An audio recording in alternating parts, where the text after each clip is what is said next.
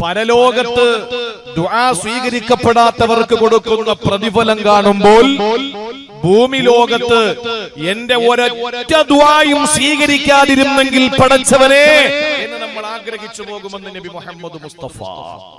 മക്കൾ സ്വലാത്തിന്റെ വാർഷികമല്ലേ, ഓറക്ക സ്വലാത്തല്ലേ, കുഴപ്പമൊന്നുമില്ല. ഇതിപ്പോ എവിടെയൊക്കെ ഇരിക്കണം, നീ ലൈറ്റ് ഉള്ളതുകൊണ്ട് ഒന്നും അറിഞ്ഞുകൂടാ, ആളുണ്ടായില്ലേ ഒരു വിവരവും ഇല്ല. എന്തായാലും ഞാൻ പറയാം, സ്വലാത്ത് ഉറക്ക ചെല്ലിക്കോളി. സ്വലാത്ത് വാർഷികമാവുമ്പോ എന്തായാലും സ്വലാത്തിന്റെ ആളുകളാവുമല്ലോ.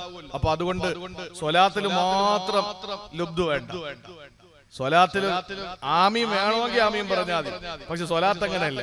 സ്വലാത്ത് വേണം. സ്വലാത്തില്ലെങ്കിൽ നമുക്ക് നമ്മുടെ ജീവിതത്തിന്റെ സർവ്വതും നമ്മുടെ സ്വലാത്താണ്. അള്ളാഹു അതിന് നമുക്ക് അർഹമായ പ്രതിഫലം നൽകി അനുഗ്രഹിക്കുമാറാവട്ടെ. ഈ സ്വലാത്ത് വാർഷികം എന്നൊക്കെ കേൾക്കുമ്പോ അല്ലെങ്കിൽ സ്വലാത്ത് എന്നൊക്കെ കാണുമ്പോ നമ്മുടെ ചുള്ളാളത്ത് സ്വലാത്തൊക്കെ തുടങ്ങിയ ബഹുമാനായ എന്റെയും സഈദ് മന്നി ഉസ്താദിന്റെ ഒക്കെ സഹപാഠി, ഞങ്ങൾ രണ്ടും ഒരു ബാച്ച. ഞാനും സഈദ് മന്നാനി ജാമിയ മന്നാനിയിൽ.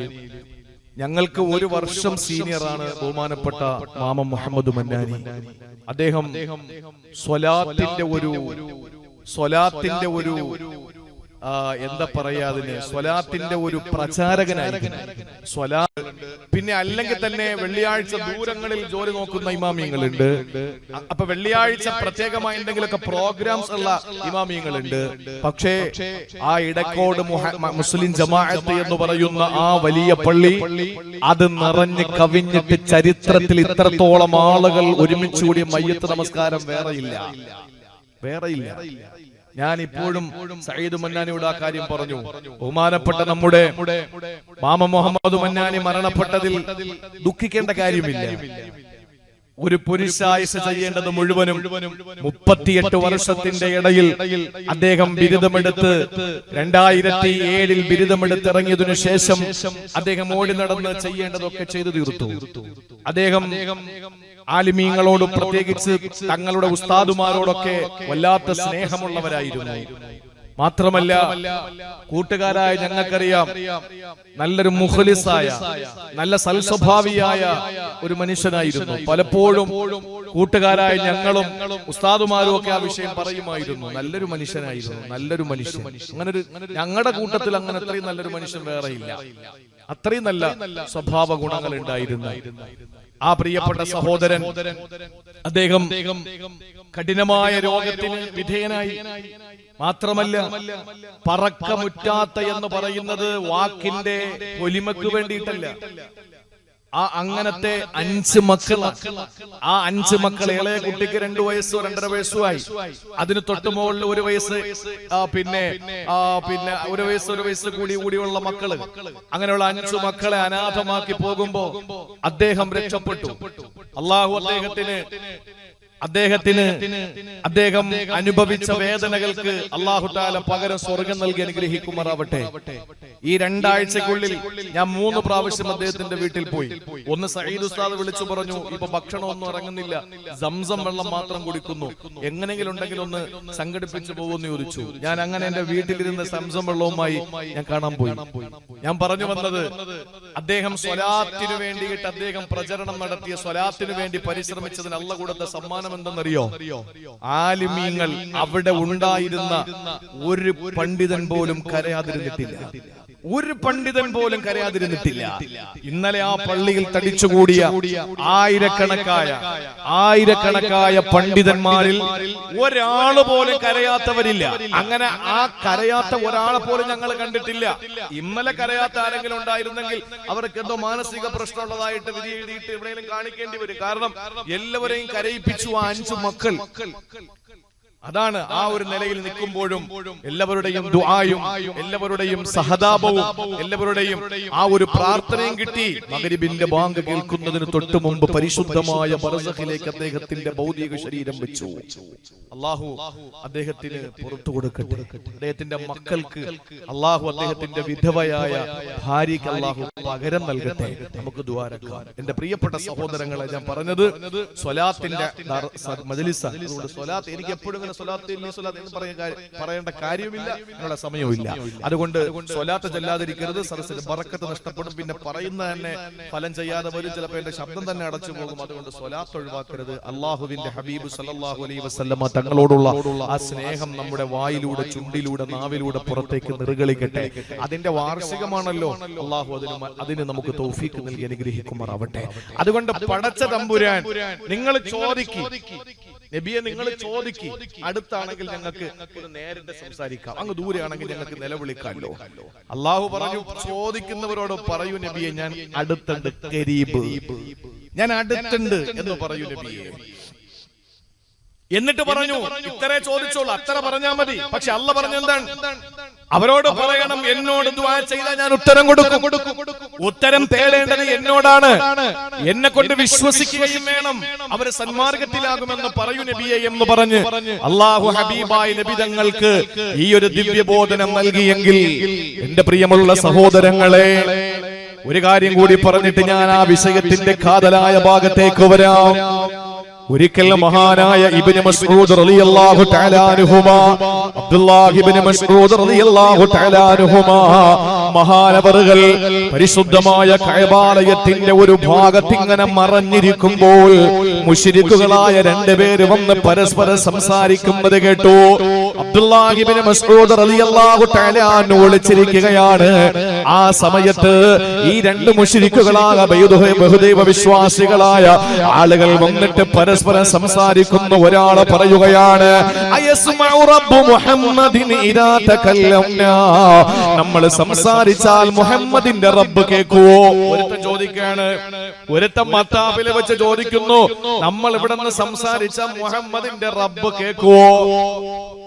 അപ്പോ അടുത്തവൻ പറഞ്ഞു കൊടുക്കുകയാണ്, എടാ ഇദാ റഫഅനാ സമിഅനാ വ ഇദാ ഖഫൽനാ ലാ യസ്മഉനാ. ഉറക്കെ വിളിച്ചാ അവൻ കേൾക്കും, പതുക്കെ ആണെങ്കിൽ അവൻ കേൾക്കൂല. ഈ പമ്പര വിഡ്ഢികള് ബോധമില്ലല്ലോ. ബോധമില്ലാത്ത ഒരുത്തൻ അവൻ അടുത്തവനോട് ചോദിച്ചോടാ, മുഹമ്മദിന്റെ റബ്ബി നമ്മൾ വിളിച്ചാ കേൾക്കുവോ? അപ്പൊ അടുത്തവൻ പറഞ്ഞു കൊടുക്കാൻ. എന്താ പറഞ്ഞത്? ഉറക്കെയാണ് വിളിക്കുന്നതെങ്കിൽ കേൾക്കാം, പക്ഷെ പതുക്കെ വിളിച്ചാൽ മൂപ്പര് കേൾക്കാൻ സാധ്യത കുറവാ എന്ന് പറഞ്ഞപ്പോ, സഹോദരങ്ങളെ, അല്ലാഹുവിന്റെ റസൂലിന്റെ നെറ്റിത്തടം വിയർക്കുകയാ.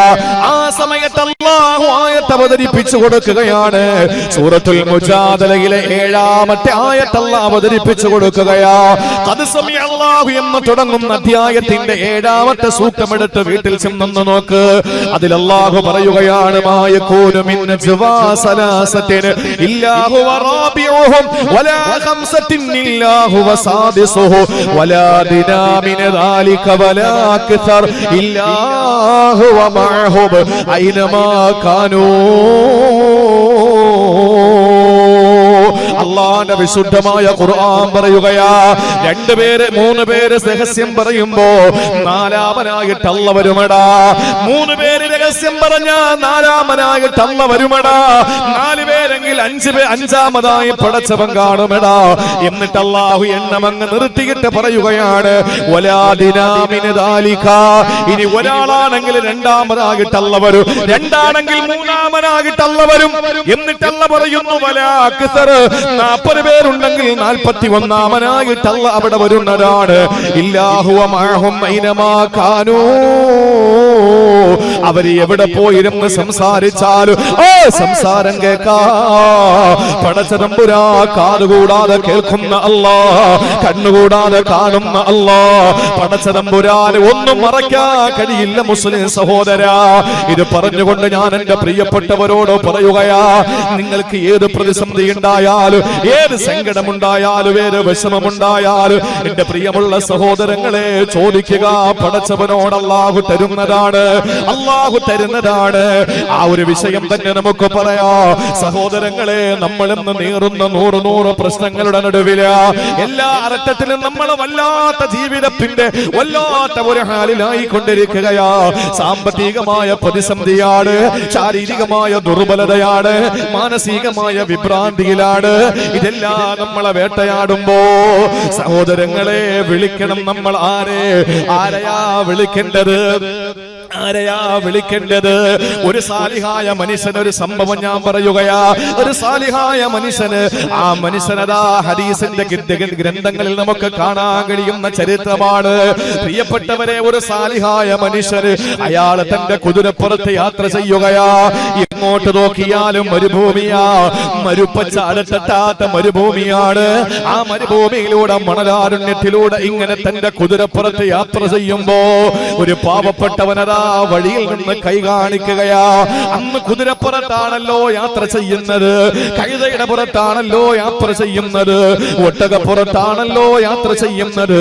സഹോദരങ്ങളെ, കുതിരപ്പുറത്ത് യാത്ര ചെയ്യുന്ന ആ സന്ദർഭത്തിൽ വഴിയിൽ നിന്ന് ഒരാള് കൈ കാണിച്ചോ, പാവപ്പെട്ടവനാ. അയാള് ചോദിക്കുന്നു, സഹോദരാ, എന്നെ കൂടെ ഒന്ന് എന്റെ ലക്ഷ്യസ്ഥാനത്ത് എത്തിച്ചു തരുവോ? പാവമല്ലേ, പാവമല്ലേ, ഈ മനുഷ്യ സാലിഹല്ലേ.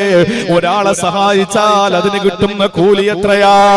ഒരു പാവപ്പെട്ടവന്റെ ചുമടെടുത്തു കൊടുത്താൽ, ഒരു പാവപ്പെട്ടവനെ എന്തെങ്കിലും ഒന്ന് ഹെൽപ്പ് ചെയ്താൽ അവന് കിട്ടുന്ന പ്രതിഫലം വിവരണാതീതമാണല്ലോ. അതുകൊണ്ട് ആ മനുഷ്യൻ പറഞ്ഞ, സഹോദരാ, കയറിക്കൊള്ളുക. അങ്ങനെ കുതിരപ്പുറത്ത് അദ്ദേഹത്തിന്റെ പിന്നിൽ ഇരിക്കാൻ തുടങ്ങി. കുറെ ദൂരം യാത്ര ചെയ്യുമ്പോ ഒരു സഹായി അവിടെ ഇല്ല, ഒരു മനുഷ്യൻ വേറെയില്ല.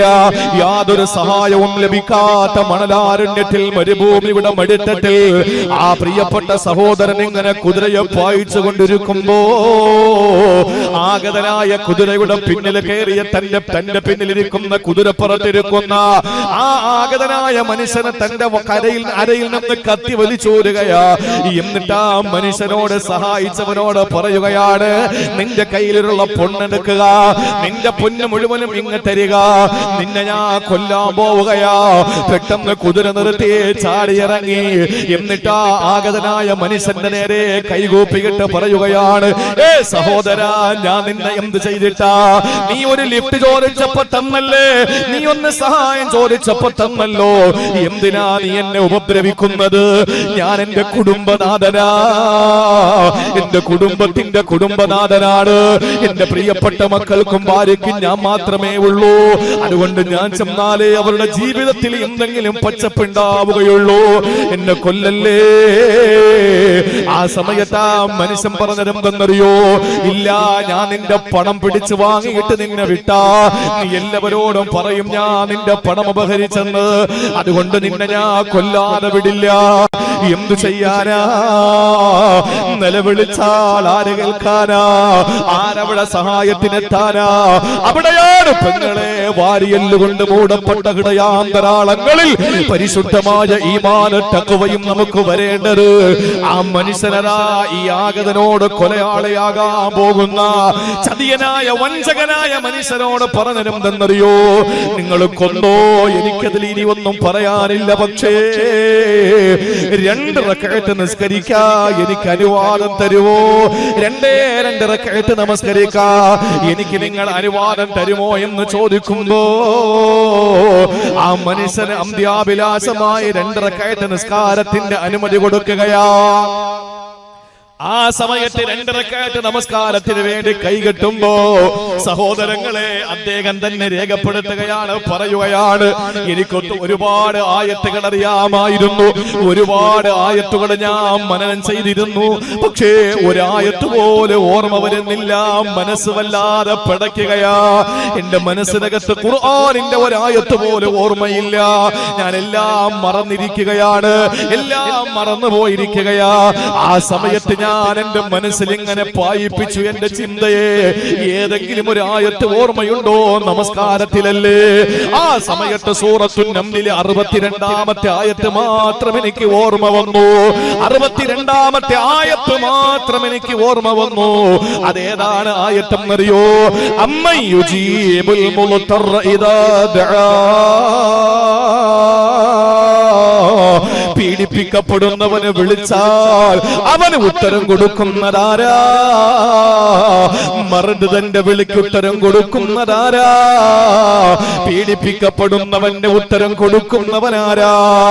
സങ്കടപ്പെട്ട് നിൽക്കുന്നവന് നീറുന്ന 100 സങ്കീർണമായ പ്രശ്നത്തിന്റെ നടുവിൽ നട്ടം തിരിഞ്ഞ് മറുകര കാണാൻ കഴിയാതെ ജീവിതം വഴിമുട്ടിപ്പോയവന് നിലവിളിക്കുമ്പോ അവന് ഉത്തരം കൊടുക്കുന്നവൻ ആരാ? ഈ ആയത്ത് മാത്രം എനിക്ക് ഓർമ്മ വന്നു. ഞാൻ അതിങ്ങനെ ആവർത്തിച്ചോരി ഓടി നിന്നു. സലാം വീട്ടുമ്പോ സുബ്ഹാനല്ലാഹ് കയ്യിലൊരു കുന്തവുമായിട്ടൊരു കുതിരപ്പടയാളെ കടന്നു വരികയാ. ആരുടെയും സഹായമില്ലാത്ത മരുഭൂമിയുടെ മധ്യഭാഗത്ത് കുതിരപ്പടയാളെ കയ്യിൽ കുന്തമേന്തി വരികയാണ്. ഞാൻ അത്ഭുതപ്പെട്ടു പോയി നോക്കുമ്പോ അയാള് ചാടിയിറങ്ങിയിട്ട് ആഗതനായ ചതിയനായ മനുഷ്യനെ കൊന്നിരിക്കുകയാ. ഞാൻ ചോദിച്ചു, നിങ്ങളാരാ? ഈ മരുഭൂമിയിൽ എന്നെ സഹായിക്കാൻ വന്ന നിങ്ങളാരാ? അയാള് പറഞ്ഞു, അതൊന്നും ഇവിടത്തെ പ്രസക്തമല്ലല്ലോ, അതൊന്നും ഇവിടെ അറിയേണ്ട കാര്യമില്ലല്ലോ. ഇല്ല, പടച്ചവനെ സാക്ഷിയാക്കി ചോദിക്കുകയാണ്, നിങ്ങൾ ആരാണ് എനിക്ക് അറിയേണ്ടതുണ്ടെന്ന് പറഞ്ഞു. ആ സമയത്താ വന്ന കുതിരപ്പടയാളെ പറഞ്ഞതെന്തെന്നറിയോ?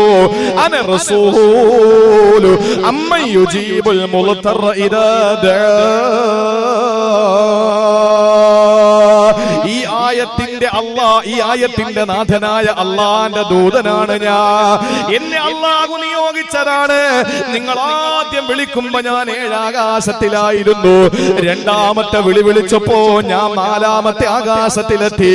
3-ാമത്തെ വിളി വിളിച്ചപ്പോ ഞാൻ ഭൂമിയിൽ കാലുകുത്തി. ഉടൻ തന്നെ ഇവിടെ എത്തിയെന്ന് പറഞ്ഞപ്പോ സഹോദരങ്ങളെ, പരിശുദ്ധമായ ഖുർആനിന്റെ സൂറത്തുൻ നംലിലെ ആയത്താണ് അവതരിപ്പിക്കപ്പെടാൻ കാരണമായ ഈ ചരിത്രം ഹദീസിന്റെ പരിശുദ്ധമായ ഖുർആനിന്റെ തഫ്സീറിന്റെ ഗ്രന്ഥങ്ങളിൽ കാണുന്നത്. അതുകൊണ്ട് സഹോദരാ, ഒന്ന് ചിന്തിച്ചു നോക്ക്. ഒരു മനുഷ്യനുമില്ല ഇങ്ങനെ എത്ര ആളുകളാണ് നട്ടം തിരിയുന്നത്. എത്ര സങ്കടമുണ്ടെങ്കിലും പടച്ചവനില്ലേ നമുക്ക്? നമ്മോട് സ്നേഹമുള്ള അല്ലാഹ്. ആര് നമ്മളെ തള്ളിപ്പറഞ്ഞാലും, ആര് നമ്മളെ കൈയൊടിഞ്ഞാലും നമ്മളെ ചേർത്ത് നിർത്തുന്ന അല്ലാഹ്, ആ പടച്ചതമ്പുരാ നമ്മളെ ഒരിക്കലും കൈയൊഴിയില്ലല്ലോ. അതുകൊണ്ട് എത്ര വലിയ സങ്കടമുണ്ടെങ്കിലും, ഏത് പാതിരാത്രിയാണെങ്കിലും, ഏത് മരുഭൂമിയുടെ മടിത്തട്ടിലാണെങ്കിലും, ഏത് കൊടുമുടിയിലാണെങ്കിലും, ഏത് മഞ്ഞുരുകുന്ന രാത്രിയാണെങ്കിലും, ഏത് പകൽ വെളിച്ചത്തിന്റെ ആ ചൂടിന്റെ കാഠിന്യതയിലാണെങ്കിലും വിളിച്ചോ. സഹായിക്കാൻ നമ്മുടെ ചാരത്തെത്തുന്ന ഒരേ ഒരു സൃഷ്ടാവ്, ഒരേ ഒരു ശക്തി, അത് അല്ലാഹുവാ. അതുകൊണ്ട് സഹോദരങ്ങളെ, നമ്മൾ മുറുകെ പിടിക്കേണ്ട ഒരു കാര്യമാണ് ഉജീബു ദഅവത ദാഇ ഇദാ ദഅാൻ. എന്നെ വിളിച്ചാൽ ഞാൻ അവന് ഉത്തരം കൊടുക്കും. എന്നെ വിളിച്ചാൽ ഞാൻ ഉത്തരം കൊടുക്കും. പക്ഷെ എന്താ ഇവിടുത്തെ പ്രശ്നം? നമ്മൾ വിളിക്കുന്നില്ല. നമ്മൾ വിളിക്കുന്നു. എങ്ങനെയാ വിളിക്കുന്നത്? നമ്മൾ ദുആ ചെയ്യുന്നുണ്ട്, ദുആ സ്വീകരിക്കുന്നില്ല. അപ്പൊ നമ്മൾ ചിന്തിക്കടാ, എല്ലാം കൂടെ പരലോകത്ത് തരാൻ വേണ്ടിയിട്ടാണോ? അങ്ങനെ എല്ലാം അങ്ങനെ ആകണമെന്നില്ല. കാരണം ദുആ ചെയ്യുമ്പോൾ തള്ളപ്പെടുന്നതിന് ചില കാരണങ്ങളുണ്ട്. ഞാൻ സമയം ഉണ്ടാവുമെങ്കിൽ അത് കൂടെ പറയാം ഇൻഷാ അല്ലാഹ്. അത് പിന്നെ സമയം ഉണ്ടെങ്കിൽ പറയാം. നിങ്ങൾ നോക്ക്, മഹാനായ അലി റളിയല്ലാഹു തആല അൻഹു പറഞ്ഞു, അജബല്ലക്കും, നിങ്ങളെ കാര്യം അത്ഭുതമാണ്, നമ്മളെ കാര്യം അത്ഭുതമാണ്. നിങ്ങളുടെ കയ്യിൽ തന്നെ രോഗമുണ്ട്, നിങ്ങളുടെ കയ്യിൽ തന്നെ മരുന്നുണ്ട്. നമ്മളെ കാര്യം അത്ഭുതം. അലി റളിയല്ലാഹു അൻഹു പറയാണ്, നിങ്ങളുടെ കാര്യം അത്ഭുതം. നിങ്ങളുടെ കയ്യിൽ രോഗമുണ്ട്, നിങ്ങളുടെ കയ്യിൽ അതിന് മരുന്നു. അല്ലേ? എല്ലാ രോഗവും നമ്മുടെ കയ്യിലുണ്ട്, എല്ലാ മരുന്നും നമ്മുടെ കയ്യിലുണ്ട്. പക്ഷെ അത് മരുന്നില്ലാത്ത ഒരു രോഗം അഷ്റഫുൽ ഖൽഖ് പറയുന്നു അള്ളാഹു ഇറക്കിയിട്ടില്ല. കോവിഡിനും അങ്ങനെ ഒരു അസുഖം ഉണ്ടെങ്കിൽ അതിന് മരുന്നുണ്ട്.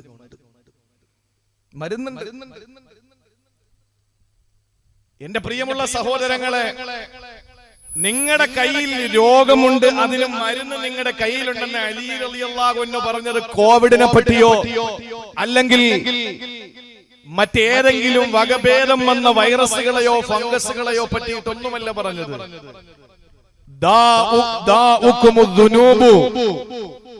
നിങ്ങളുടെ രോഗം എന്ന് പറയുന്നത് നിങ്ങളുടെ പാപങ്ങളാണ്. എല്ലാ കറാമ്പറമ്പ് കയ്യിലുണ്ടല്ലോ, ഒരു കുഴപ്പമില്ല. എല്ലാ കാര്യം നമ്മുടെ കയ്യിലുണ്ട്, ഒന്നിനും ഒരു കുറവില്ല. എന്താ നമ്മളെ കയ്യിലില്ലാത്തത്? അള്ളാഹു നിഷിദ്ധമാക്കിയതിൽ എന്താ നമ്മുടെ കയ്യിലില്ലാത്തത്? നിങ്ങളൊന്ന് ചിന്തിച്ചു. അള്ളാഹു മനസ്സിലാക്കാനുള്ള തൗഫീഖ് തരട്ടെ. എന്നിട്ട് പറഞ്ഞു നിങ്ങളുടെ കയ്യിൽ തന്നെ മരുന്നുണ്ട്. അതേതാണ്? ദവാഉകുമു ദുആഉ. നിങ്ങൾ ഏതെങ്കിലും ഒരു രോഗം വന്നാൽ അതിന് ചികിത്സിക്കണ്ടേ? അസുഖം വന്ന് ചികിത്സിക്കാതെ ഞാൻ രോഗിയാണ് എനിക്ക് ചികിത്സ വേണ്ട എന്ന് പറഞ്ഞ് വീട്ടിൽ കയറിയിരുന്നാൽ അവനെ പള്ളിയിൽ കൊണ്ട് കിടത്തേണ്ടി വരും. ഒരു സംശയത്തിലില്ല. അയ്യൂബ് നബിക്ക് രോഗം കൊടുത്ത അള്ളാഹു മാറ്റാൻ കഴിവുണ്ടായിട്ടും അള്ളാഹു അയ്യൂബ് നബി ദ്വാരത്തപ്പോ പറഞ്ഞു കാല് കൊണ്ട് നിലത്തടിക്കാൻ പറഞ്ഞു. അലി റളിയല്ലാഹു അൻഹു പറയുന്നു പാപങ്ങളാകുന്ന രോഗം പിടിപെട്ട ഒരു സമുദായത്തിന് മരുന്നാകുന്ന ദുആ കയ്യിലുള്ളപ്പം അത് ദുആ ചെയ്ത് പാപങ്ങൾക്ക് പരിഹാരം കാണാതെ മരുന്ന് കുടിക്കാതെ രോഗം കൊണ്ട് നടന്ന മരിച്ചു പോകൂലേ നമ്മൾ? അങ്ങനെ നമ്മൾ മരിച്ചവരാണിപ്പോ. അതുകൊണ്ടാണ് നമുക്ക് നമ്മുടെ ദുആ ഒന്നും സ്വീകരിക്കാതെ പോയത്, അല്ലെങ്കിൽ നമ്മുടെ കാര്യങ്ങളൊന്നും നന്നാകാതെ പോകുന്നത്. നമ്മൾ മരിച്ചിരിക്കുകയാണ്. അതുകൊണ്ടാണ് ഇല്ലേ നമ്മൾ റബ്ബിനോട് ചോദിക്കണം, അവൻ എന്തായാലും ഉത്തരം തരും. ഞാനിപ്പോ ഇതുവഴി പോകുന്ന ഒരാളെ ഇങ്ങോട്ട് വന്നേ എന്ന് പറഞ്ഞു, അയാൾ മാന്യനാണെങ്കിൽ എന്ത് ചെയ്യും? തിരിഞ്ഞു വരും. മാന്യനാണെങ്കിൽ തിരിച്ചു വരും. മൈൻഡ് ചെയ്യാതെ പോയാൽ ഞാൻ ശശിയായി, അവൻ എന്നെ മൈൻഡ് ചെയ്തൊന്നുമില്ല, അവൻ മാന്യനും അല്ല, ഞാൻ നാണംകെടുകയും ചെയ്തു. അപ്പൊ നമ്മൾ ഒരാളെ വിളിച്ചാൽ അവൻ നമുക്ക് ഉത്തരം തരുമെങ്കിൽ അവൻ മാന്യതയുള്ളവനാണ്. ലോകത്തെ ഏറ്റവും വലിയ മാന്യനാരാ? ലോകത്തെ ഏറ്റവും വലിയ മാന്യനാരാണ്? ഇന്നൽ കരീമ ഇദാ നാദൈത ഖാല നഅം ഫകൈഫ ബില്ലാഹി ദിൽ ഇൻആമി വൽ കറമി.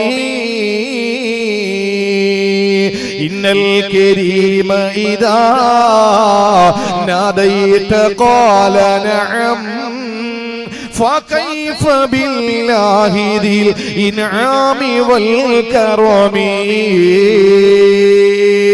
ഒരു മാന്യനെന്ന് പറഞ്ഞാൽ നീ അവനെ വിളിച്ചാൽ കാലവൻ പറയും നഅം, അതെ, യെസ്. എന്താ വേണ്ടത്? ഇതാണ് മാന്യൻ. വൽകറമി, എല്ലാ നിഅമത്തുകളുടെയും ഇൻആമിന്റെയും നിഅമത്ത് കൊടുക്കുന്നതിന്റെയും അനുഗ്രഹങ്ങൾ പങ്കിട്ട് കൊടുക്കുന്നതിന്റെയും ഔദാര്യവാനായ അല്ലാഹു റബ്ബുൽ ഇസ്സത്ത് ഉത്തരം തരാതിരിക്കുമോ എന്നൊരു മഹാനായ കവി ചോദിക്കുകയാണ്.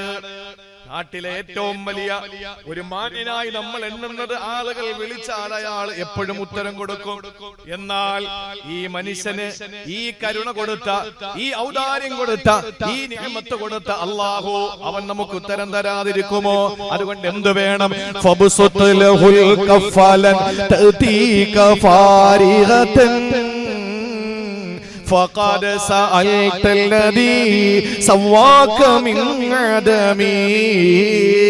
അതുകൊണ്ട് ഇല്ലായ്മയിൽ നിന്ന് നിന്നെ പടച്ച ആ റബ്ബിന്റെ മുന്നിലേക്ക് നിന്റെ കരങ്ങൾ നീ ഉയർത്തണം. നിന്റെ റബ്ബിലേക്ക് നീ കരങ്ങൾ ഉയർത്ത്. എന്നാ നിന്റെ എല്ലാ പ്രശ്നങ്ങൾക്കും പരിഹാരമുണ്ട്. ഞാൻ നേരത്തെ പറഞ്ഞല്ലോ, നമ്മൾ എല്ലാരും പറയും ദുആ സ്വീകരിക്കുന്നില്ല. എന്താ പ്രശ്നം?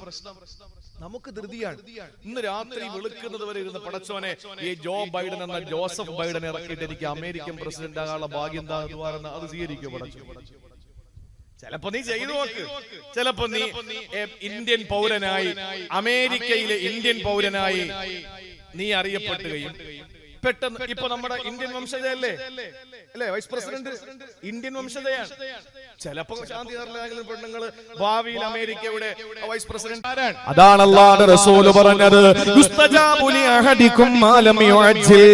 ധൃതി വെക്കാതിരുന്നാൽ അല്ലാഹു നിങ്ങൾക്ക് ഉത്തരം തരുന്നതാണ്. എന്റെ ഭർത്താവിനും നാളെ ഗൾഫിൽ പോണം റബ്ബേ എന്ന് പറഞ്ഞാൽ പടച്ചവന് തരൂല. അതെന്റെ അല്ലാഹ് കഴിയാത്തത് കൊണ്ടല്ല. വേണമെങ്കിൽ ഗൾഫിനല്ല, ഇവിടെ നിന്റെ വീട്ടിന്റെ മുമ്പ് കൊണ്ടുതരും. അതിനൊക്കെ അല്ലാഹ് കഴിവുണ്ട്. പക്ഷെ അങ്ങനെയല്ല, ഒരു രീതിയുണ്ട്. ഒരു രീതി ഉണ്ടല്ലോ ഏതൊരു വിഷയത്തില്. അതുകൊണ്ട് നീ ധൃതി വെക്കാതെ ചോദിക്ക്. ധൃതി വെക്കാതെ പടച്ചവനോട് ചോദിക്കണം. എന്താ ചോദിക്കേണ്ടത്? എനിക്ക് ഇന്നതിന്നത് വേണമെന്ന് പറഞ്ഞാൽ നീ ധൃതി വെക്കാതിരുന്നാൽ അല്ലാഹു നിനക്ക് തരുന്നതാണ്. പക്ഷെ നിന്റെ പരിഭവം എന്താണ്? ദഅഉതു ഫലം യസ്തജിബ് ലീ. എത്ര നാൾ കൊണ്ട് ചോദിക്കുന്നു, എനിക്ക് ഉത്തരം കിട്ടുന്നില്ല. ഇതൊരിക്കലും അല്ലാഹു ഇഷ്ടപ്പെടില്ല.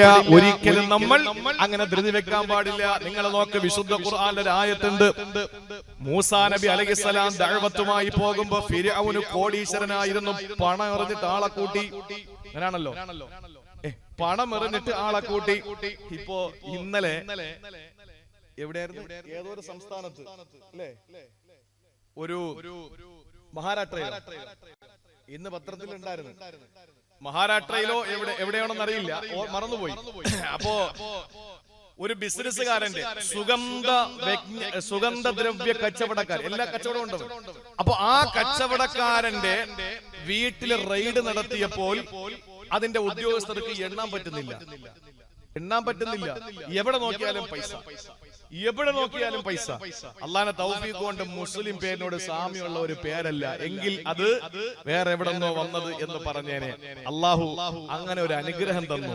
മുസ്ലിം 5 നേരം നിസ്കരിക്കുന്ന, സക്കാത്ത് കൊടുക്കുന്ന, ഹജ്ജിന് പോകുന്ന, ഉംറ ചെയ്യുന്ന മുസ്ലിം ആവണമെന്നില്ല. ഒരു പേര് ഏതെങ്കിലും ദൂരത്തൂടെ പോയാൽ ഒരു ഖാനോ ഒരു അബുദോ അല്ലെങ്കിൽ ഒരു എന്തെങ്കിലുമൊക്കെ മുസ്ലിം ചൊവ്വയുള്ള ഒരു പേര് മതി, അത് പിന്നെ അങ്ങ് പ്രശ്നമായേനെ. ഇതിപ്പോ വേറെ എന്തോ ഒരു വായിക്കൊള്ളാത്ത പേരായത് കൊണ്ട് എന്തായി, അതങ്ങനെ അങ്ങ് തേഞ്ഞു മാഞ്ഞു പോയി. ഇവിടെ ആർക്കും ഒരു ചർച്ചയില്ല, ഒന്നുമില്ല. ഞാൻ പറഞ്ഞത്, എന്റെ പ്രിയമുള്ള സഹോദരങ്ങളെ, ഫിർഔൻ എന്ന് പറയുന്ന അഹങ്കാരി ആളെ കൂട്ടിയത് പൈസ എറിഞ്ഞിട്ടാണ്. ദുനിയാവിന്റെ സർവ്വ സൗകര്യങ്ങളും ഉണ്ട്. മൂസാ നബി ചെന്നിട്ട് വെറും പാവം, ആഹാരമില്ല, വെള്ളമില്ല, ഉടുക്കാൻ തുണിയില്ല, കഷ്ടപ്പെടുന്നു.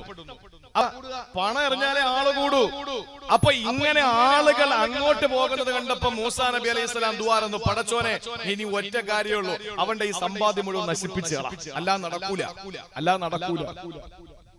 അപ്പോ അല്ലാഹു ദുആ സ്വീകരിച്ചു. ഹാറൂൻ നബിയെ, മൂസ നബിയെ, നിങ്ങളെ രണ്ടുപേരുടെയും ദുആ അല്ലാഹു സ്വീകരിച്ചിരിക്കുകയാണ്. നിങ്ങൾ രണ്ടുപേരുടെ ദുആ സ്വീകരിക്കപ്പെട്ടു. മൂസാ നബി ദുആറന്നു, ഹാറൂൻ നബി ആമീൻ പറഞ്ഞു. ഇതിനെപ്പറ്റി അല്ലാഹു പറഞ്ഞു, നിങ്ങളുടെ ദുആ സ്വീകരിച്ചു. എവര് ദുആ ചെയ്തതിന്റെയും ഈ സ്വീകരിച്ചതിന്റെയും ഇടയിൽ 40 വർഷം എടുത്തു. 40 വർഷം. നമ്മളാണെങ്കിലോ 40 വർഷം എടുത്തു. മൂസാ നബി ദുആ ചെയ്തതിന്റെയും ഈ ദുആ സ്വീകരിക്കപ്പെട്ടതിന്റെയും ഇടയിൽ, ഇജാബത്തിന്റെയും ഇടയിൽ 40 വർഷം എടുത്തു. യാക്കൂബ് നബിയുടെ പൊന്നുമോൻ യൂസുഫ് നഷ്ടപ്പെട്ടു. കരഞ്ഞ് ലോകത്ത് ഭർത്താവ് മരിച്ചതിന്റെ പേരിൽ കരഞ്ഞ, ഭർത്താവ് ഒഴിവാക്കിയതിന്റെ പേരിൽ കരഞ്ഞ ഒരു പെണ്ണിന്റെ കണ്ണിലെ കൃഷ്ണമണി വെളുത്തുപോയ ഒരു പെണ്ണിനെ നിങ്ങൾക്ക് കാണിക്കാൻ പറ്റുമോ? ഭാര്യ മരണപ്പെട്ട് അല്ലെങ്കിൽ ഭാര്യ ഒളിച്ചോടി പോയതിന്റെ പേരിൽ ഒരു ഭർത്താവ് കരഞ്ഞിട്ട് കണ്ണിലെ കൃഷ്ണമണി വെളുത്തുപോയ ഒരു പുരുഷനെ നിങ്ങൾക്ക് കാണിക്കാൻ പറ്റുമോ? വാപ്പയും ഉമ്മയും മരണപ്പെട്ടതിന്റെ പേരിൽ വെളുത്തുപോയ ഒരു മക്കളെ നിങ്ങൾക്ക് ആണായാലും പെണ്ണായാലും കാണിക്കാൻ പറ്റുമോ? ഇല്ല. പക്ഷേ യാക്കൂബ് നബി യൂസുഫ് എന്ന പൊന്നുമോനെ നഷ്ടപ്പെട്ടപ്പോ കരഞ്ഞ് വബിയല്ലത് ഐനാ, 2 കണ്ണുമങ്ങ് വെളുത്തുപോയി. സുബ്ഹാനല്ലാഹ്. അവസാന യാക്കൂബ് നബിയുടെ ദുആ അല്ലാഹു സ്വീകരിച്ചു. തന്റെ പൊന്നുമോനെ യൂസുഫിനെ അല്ലാഹു മടക്കി കൊടുത്തു.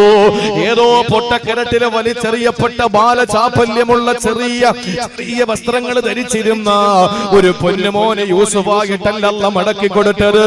ഈജിപ്ത് എന്ന് പറയുന്ന രാജ്യത്തിന്റെ അധികാരത്തിന്റെ ഉത്തുംഗ സോപാനത്തിലെ സിംഹാസനത്തിന്റെ ഇന്ദ്രപ്രസ്ഥത്തില് ചെങ്കോല് പിടിച്ചിരുന്ന അവിടുത്തെ ചക്രവർത്തിയായി രാജാവായി അല്ലാഹു തിരികെ കൊടുത്തില്ലേ? യാക്കൂബ് നബി തന്റെ പൊന്നുമോനെ മടക്കി കിട്ടാൻ ദുആ ചെയ്തതിന്റെ, അല്ലാഹു യൂസുഫ് എന്ന പൊന്നുമോനെ മടക്കി കൊടുത്തതിന്റെയും ഇടയിൽ മഹാന്മാരായ അല്ലാഹുവിന്റെ ഖുർആനിന്റെ മുഫസ്സിറുകൾ പറയുകയാണ് 40 വർഷം എടുത്തു. സെക്കൻഡ് സഹിക്കാൻ പറ്റുന്നില്ല. ചോദിച്ചാ അപ്പോഴും കൊണ്ടുവരണം. എന്താ വീട്ടില് പാലിറക്കാൻ നിൽക്കുന്ന ബംഗാളിയാ പടച്ചോൻ? ചോദിച്ച ഉടനെ വേണ്ടി തരാം. നിങ്ങൾ നോക്കേണ്ട പ്രിയപ്പെട്ട സഹോദരങ്ങളെ, പടച്ച തമ്പുരാനോട് ചോദിക്കുമ്പോ ധൃതി വെക്കരുത്. അവൻ സമയാവുമ്പോ തന്നോളും, സമയാവുമ്പോ തരും. ദുആ ചെയ്യുന്നതോടൊപ്പം നശിപ്പിക്കപ്പെടുന്നില്ല. എപ്പോഴായാലും നമുക്ക് അല്ലാഹു തരും. അതുകൊണ്ട് ദുആ മുറുകെ പിടിക്ക്. ദുആ ചെയ്യാം. ദുആ ചെയ്താൽ എന്ത് നേടാൻ പറ്റും. അതുകൊണ്ടാണല്ലോ ഇത്തഖു ദഅവത്തൽ മദ്ലൂം ലൈസ ബൈനഹു വ ബൈനല്ലാഹി ഹിജാബ്. പീഡിപ്പിക്കപ്പെടുന്നവർ, കഷ്ടപ്പെടുത്തപ്പെടുന്നവർ, അപ്പുറത്തെ കോഴി ഇപ്പുറത്ത് കയറി കഴിഞ്ഞ് കാലൊടിക്കുന്നവർ, അവിടെ നിന്ന് ചപ്പുചവർ കൊണ്ടുവന്ന് തട്ടുന്നവർ, ഇങ്ങനെയൊക്കെയുള്ളവർ സൂക്ഷിച്ചോളി. ഈ മർദ്ദിക്കപ്പെട്ട ഈ ആളുകൾ ഇരുന്ന് നന്നായിട്ടൊന്ന് കരഞ്ഞു ദുആറുന്നുണ്ടല്ലോ, എണീച്ച് നടക്കാൻ പറ്റൂല, ഗുണം പിടിക്കൂല. ചതിയന്മാരുണ്ട്. ഈ പൈസ പറ്റിക്കാൻ കുറെ ചതിയന്മാരുണ്ട്. അവർ പൈസ പറ്റിക്കുന്ന എങ്ങനെയെന്നറിയോ? അവർ പൈസ പറ്റിക്കുന്ന രംഗം അവരുടെ സംസാരത്തിൽ ഒരു 50 പ്രാവശ്യം അല്ലാഹു എന്നുള്ള വാക്ക് വരും.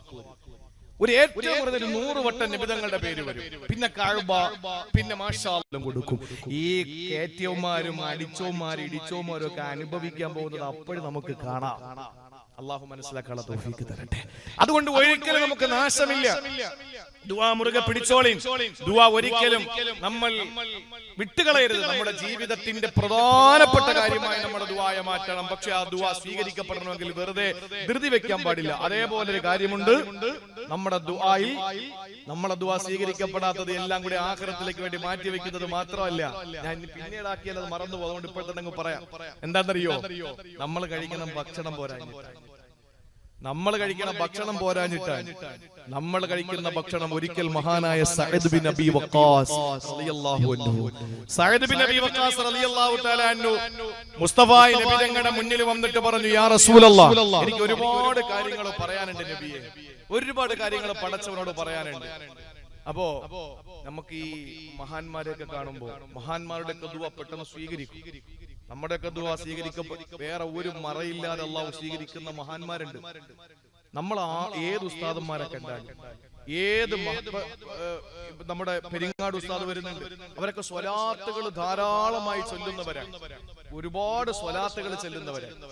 ഈ സ്വലാത്തുകൾ ധാരാളം ചൊല്ലുന്നവര്, അതുപോലെ തന്നെ ദിക്റുകൾ ഒരുപാട് ചൊല്ലുന്നവര്, അതുപോലെ തന്നെ നല്ല സാലിഹീങ്ങളെ, നമുക്കറിയാമല്ലോ സാലിഹീങ്ങളായ ആളുകൾ. ഈ സാലിഹീങ്ങളായ ആളുകളെ കാണുമ്പോൾ നമുക്ക് ഒരുപാട് കാര്യങ്ങൾ പറയാനുണ്ട്. എല്ലാം കൂടെ പറയാൻ നിൽക്കരുത്. ഒന്നാമത് അവർക്ക് സമയം ഉണ്ടാവൂല കേൾക്കാൻ. 2, നമ്മൾ ഏതെങ്കിലും ഒന്ന് വിട്ടുപോകും. നമ്മൾ എന്ത് വേണമെന്നറിയോ? ഒന്ന് ശ്രദ്ധിക്കുക. ദുആരക്കാൻ വേണ്ടി പറയാൻ ദുആ വസിയത്ത് ചെയ്യുമ്പോൾ ഇതൊന്ന് ശ്രദ്ധിച്ചോളി. ദുആ വസിയത്ത് ചെയ്യുമ്പോൾ നമ്മൾ കൃത്യമായി ശ്രദ്ധിക്കാനുള്ളത്, ആരോടെങ്കിലും ഏതെങ്കിലും മഹാനെയോ ഒരു സയ്യിദിനെയൊക്കെ കാണുമ്പോൾ ദുആ പറയുമ്പോൾ ഇങ്ങനെ പറയാ. എങ്ങനെ? എനിക്ക് ഒരുപാട് വിഷയങ്ങളുണ്ട്, വിഷമങ്ങളുണ്ട്, എല്ലാം കൂടി പറയാനൊന്നും അങ്ങ് കേൾക്കാൻ സമയമില്ലല്ലോ. അതുകൊണ്ട് ഒരു കാര്യം ചെയ്യും, ഞാൻ ചെയ്യുന്ന ദുആ എല്ലാം സ്വീകരിക്കാൻ വേണ്ടി നിങ്ങൾ ദുആരക്കി. അപ്പൊ ഒരു പാക്കേജ് ആയിട്ട് ദ്വാരുന്നുള്ളൂ. നമുക്ക് ചോദിക്കാൻ ഈ പാക്കേജ് എന്നുള്ള വാക്ക് ചിലപ്പോ ഇന്ന് നാളെ നെറ്റിൽ വൈറലാവും. അങ്ങനെയാണല്ലോ. ഒന്നും പറയാൻ പറ്റില്ല. അപ്പൊ ഇങ്ങനെ കുറെ എണ്ണം ചാർജ് ചെയ്ത് നോക്കിയിരിക്കാൻ. എന്താ ഇങ്ങനെ ഏതൊക്കെ ഉസ്താദന്മാരെ പ്രസംഗിക്കുന്നുണ്ട്, അവർക്കൊക്കെ മോശം കമന്റുകൾ എഴുതാൻ വേണ്ടി ഇങ്ങനെ ഇരിക്കുന്ന ഒരു സമൂഹമുണ്ട്. വേറെ ജോലിയില്ല, അവർക്ക് അള്ളാഹു ജോലി കൊടുത്ത ജോലിയാണ്, അവർ ചെയ്തോട്ടെ. അപ്പൊ ഏതാണെങ്കിലും നമുക്ക് എന്തെല്ലാം വിഷമങ്ങൾ പറയാനുണ്ടെങ്കിലും എല്ലാം എണ്ണി പറയാൻ നിൽക്കണ്ട. നമ്മൾ എന്ത് വേണം? അവരെ കാണുമ്പോൾ പറയണം, എന്റെ മനസ്സിൽ ഒരുപാട് ആഗ്രഹങ്ങളുണ്ട്, ഒരുപാട് വിഷമങ്ങളുണ്ട്, ഒരുപാട് കാര്യങ്ങൾ പറയാനുണ്ട്, എല്ലാം എനിക്ക് നിങ്ങളോട് ദുആ ചെയ്യണമെന്ന് പറയാനുള്ള സമയമില്ല. അതുകൊണ്ട് നിങ്ങൾ ഒരു കാര്യം, എന്റെ ദുആ അല്ലാഹു സ്വീകരിക്കാൻ വേണ്ടി നിങ്ങൾ ദുആ ചെയ്യ്. ഞാൻ ബാക്കി കാര്യങ്ങൾ എന്റെ റബ്ബിനോട് പറഞ്ഞോളാം. ഇതാര് പഠിപ്പിച്ചതാ?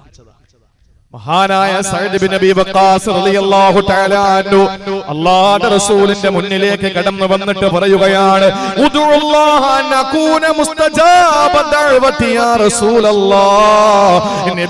നബിയേ പടച്ചവനോടൊന്ന് ദുആ ചെയ്യോ, എനിക്ക് ഉത്തരം കിട്ടുന്ന ദുആക്ക് വേണ്ടിയിട്ട്, എന്റെ ദുആക്ക് അല്ലാഹു ഉത്തരം തരാൻ വേണ്ടിയിട്ട് അങ്ങ് ദുആ ചെയ്യോ നബിയേ. ആ സമയത്തെ ആരംഭ പൂവായ നബി തങ്ങൾ പറഞ്ഞതെന്തെന്നറിയോ?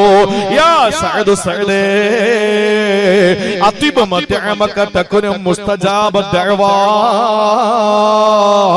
അത്തിബ മത്അമക തകുന മുസ്തജാബ ദഅവാ. നീ കഴിക്കുന്ന ഭക്ഷണം നന്നായാൽ, നീ കഴിക്കുന്ന ഭക്ഷണം ഹലാൽ ഫുഡായാൽ അല്ലാഹുവിന്റെ റസൂൽ പറയുന്ന തകുന മുസ്തജാബ ദഅവാ, നിങ്ങളുടെ ദുആ അല്ലാഹു സ്വീകരിക്കും സഅദേ.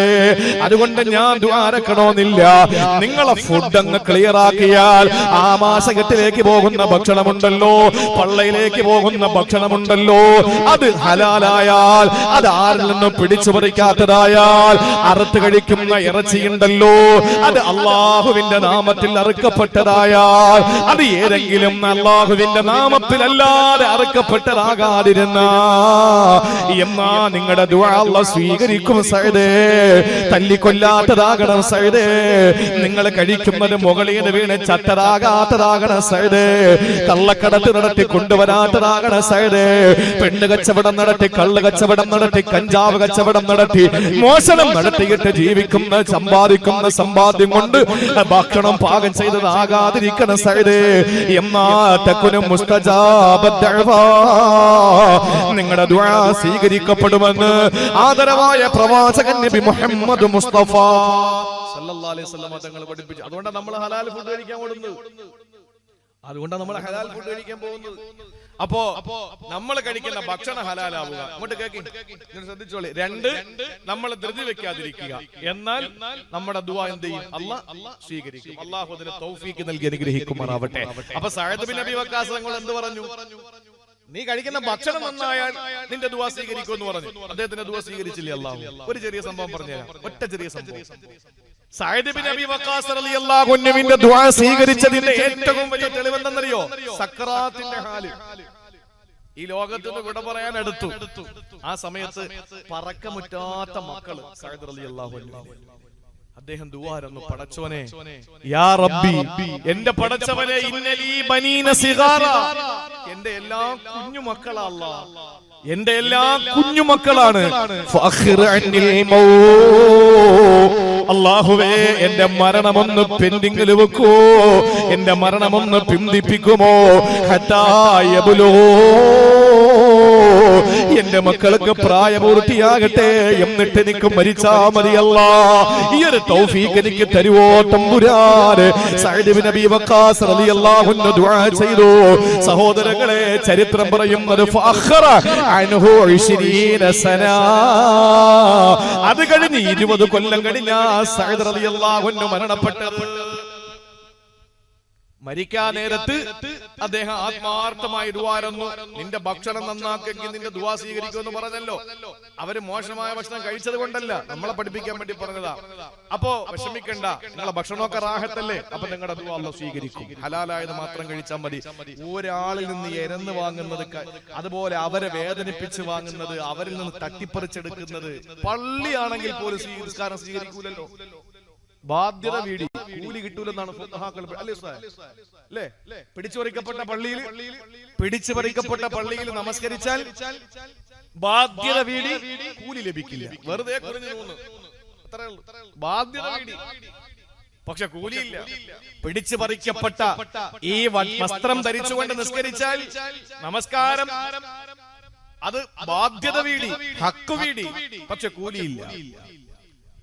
ഇതേപോലെയാണ് ഭക്ഷണം. ഏതും പരിഹരിക്കാം, പക്ഷെ ഒരു ഈത്തപ്പഴ കുരുവിന്റെ അളവ് നമ്മുടെ പള്ളയിൽ ഹറാമ് പോയിട്ടുണ്ടെങ്കിൽ രക്ഷയില്ല. അത് ഉൽപ്പാദിപ്പിക്കപ്പെട്ട രക്തസിരകളിലൂടെ ഓടുന്ന കാലത്തോളം നമുക്ക് എന്ത് ചെയ്യില്ല, നമ്മുടെ ദുആ അല്ലാഹു സ്വീകരിക്കൂല. അതുകൊണ്ട് ഇതുവരെ ചെയ്തതൊക്കെ പോട്ടെ, നിങ്ങളൊക്കെ പാപികൾ, ഞാനും നല്ലവൻ എന്നുള്ള അർത്ഥത്തിലല്ല പറയുന്നത്. ഞാൻ നിങ്ങളിൽ ഒരാളായി കസേരയിലുണ്ട്. ഇവിടെ ഖുർആനാ നിങ്ങളോടും എന്നോടും സംസാരിക്കുന്നത് എന്ന അർത്ഥത്തിൽ എടുത്താൽ മതി. നമ്മൾ ഇതുവരെ ചെയ്ത അങ്ങനെ എന്തെങ്കിലുമൊക്കെ പാളിച്ചിട്ടുണ്ടെങ്കിൽ റബ്ബിനോട് പൊറുക്കലിനെ ചോദിക്കും, അല്ലാഹു പുറത്തു തരും. എന്നിട്ട് ഇനി നമ്മുടെ പട്ടിണി കിടന്നാലും മരിച്ചാലും ഇൻഷാ അല്ലാഹ് ഹറാം ഞാൻ തിന്നൂല. ഹറാം എനിക്ക് മരണമാണ് എനിക്ക് അതിന്റെ പേരിൽ കിട്ടുന്നതെങ്കിൽ അൽഹംദുലില്ലാ, ഞാൻ വിശന്ന് മരിച്ചാൽ എനിക്ക് ഷഹീദിന്റെ കൂലിയല്ലേ. എന്റെ വയറിനകത്ത് വയർ കാളിയിട്ട് ഞാൻ മരിച്ചാൽ അൽ ബത്നു ഷഹീദ് നബി മുഹമ്മദ് മുസ്തഫ എന്ന് പറഞ്ഞാൽ ഉദര സംബന്ധമായ രോഗം കൊണ്ട് മരിച്ചു പോയാൽ ഷഹീദിന്റെ കൂലിയല്ലേ. പിന്നെന്താ വേണ്ടത്? അപ്പൊ അതുകൊണ്ട് പട്ടിണി കിടന്നാലും കുഴപ്പമില്ല, ഹറാം എന്റെ പള്ളയിൽ പോകൂല എന്നൊരു തീരുമാനം എടുക്ക്. ഭർത്താവ് പലിശക്കാരനാണ്, ലോട്ടറി എടുക്കുന്നവനാണെങ്കിൽ പറഞ്ഞു കൊടുക്ക്, ഇതെടുക്കരുത്, ഇതെനിക്കും മക്കൾക്കും തരരുത്, ഞങ്ങൾ പട്ടിണി കിടന്നോളാമെന്ന് പറയും. ഇല്ലെങ്കിൽ നിന്റെ ദുആകൾ എങ്ങനെ സ്വീകരിക്കും? അതുകൊണ്ട് എന്റെ പ്രിയപ്പെട്ട സഹോദരങ്ങളെ, ഈ വക കാര്യങ്ങളൊക്കെ നമ്മൾ ഒഴിവാക്കിക്കൊണ്ട് നമ്മൾ കഴിക്കുന്ന ഭക്ഷണം, ഭാരത്തുകളിൽ എന്തെങ്കിലുമൊക്കെ വീഴ്ച സംഭവിച്ചു പോയി, ഞാൻ ലാഘവത്തോടെ കാണാൻ വേണ്ടി പറയുന്നതല്ല, പക്ഷെ ഞാൻ പറയുന്നത് അതൊക്കെ നമ്മുടെ ഗഫൂറായ അല്ലാഹ് നമുക്ക് പുറത്തു തരും. പക്ഷെ ഉള്ളിൽ കടന്നു പോയാൽ തീർന്നില്ലേ? അതുകൊണ്ട് ഗൗരവത്തോടെ ആ വിഷയം കാണുക എന്റെ സഹോദരങ്ങളെ.